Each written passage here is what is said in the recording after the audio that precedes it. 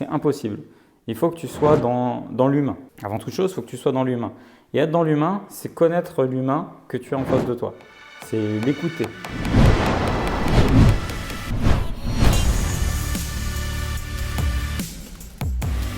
Wow.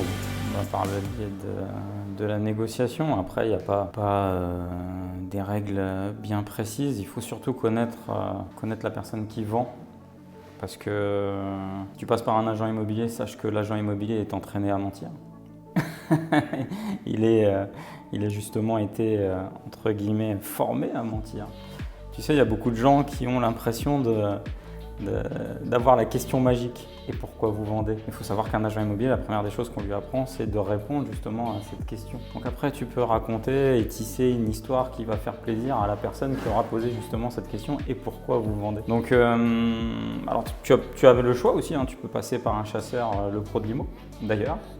Je vais en faire la pub, parce que l'avantage de nos chasseurs, c'est que lorsque tu es un investisseur, que tu passes par un chasseur, le pro de l'IMO, il est entraîné, formé à t'accompagner uniquement toi en tant qu'investisseur. C'est-à-dire que c'est lui qui va aller au front, c'est lui qui va aller à la bagarre, c'est lui qui va faire en sorte que tu aies le meilleur prix. Donc ça peut être un intermédiaire très performant et puis il n'a pas cette double casquette que va avoir l'agent immobilier. L'agent immobilier va travailler pour deux personnes, il va travailler pour l'acquéreur mais il va aussi travailler pour le vendeur. Puis il va surtout aussi travailler pour ses honoraires. Alors je ne te dis pas, soyons pas béats et naïfs, je ne te dis pas que le chasseur, le pro de l'IMO ne travaille pas pour ses honoraires, mais il a surtout une mission, c'est celle de faire gagner de l'argent à son investisseur en lui faisant acheter, bien évidemment, au meilleur prix, l'immeuble, l'appartement, la maison, l'investissement sur lequel il l'a mandaté, tout simplement. Alors après, faire baisser, tu as plein de techniques, mais ça,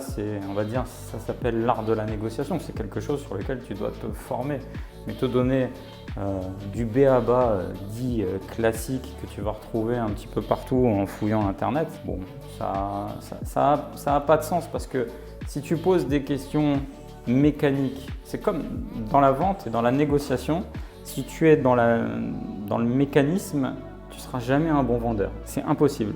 Il faut que tu sois dans l'humain. Avant toute chose, il faut que tu sois dans l'humain. Et être dans l'humain, c'est connaître l'humain que tu as en face de toi.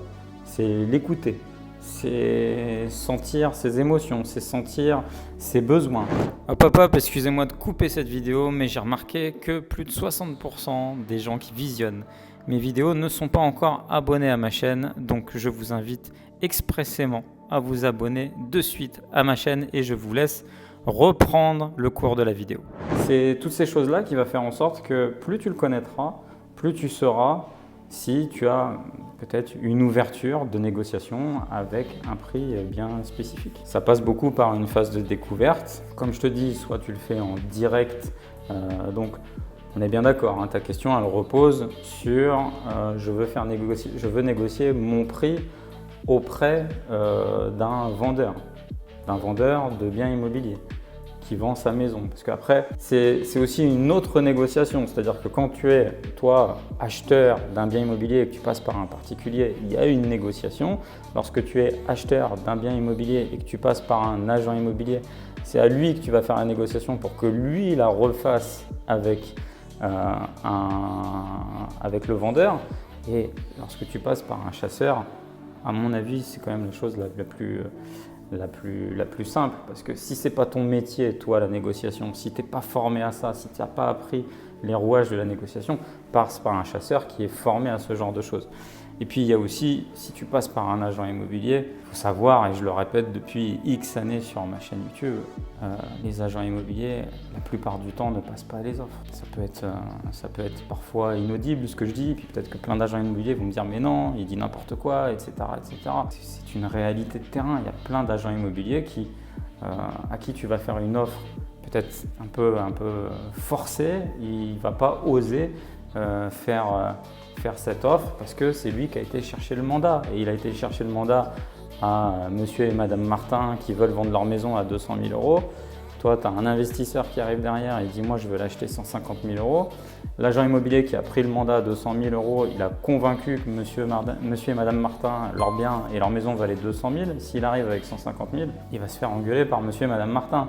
si tu veux. Donc c'est pour ça que généralement, ils ont toujours un petit peu de mal à passer les offres. C'est pour ça que j'invite encore de nouveau les gens à passer par un chasseur immobilier ou s'ils veulent faire cette recherche et qu'ils veulent se donner à fond en direct, il faut se former.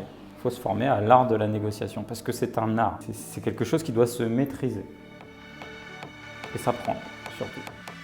Si cette vidéo t'a plu, n'hésite pas à la liker, à la partager, à la commenter et également abonne-toi à ma chaîne. Tu peux aussi visionner d'autres vidéos juste ici et je te dis à très bientôt.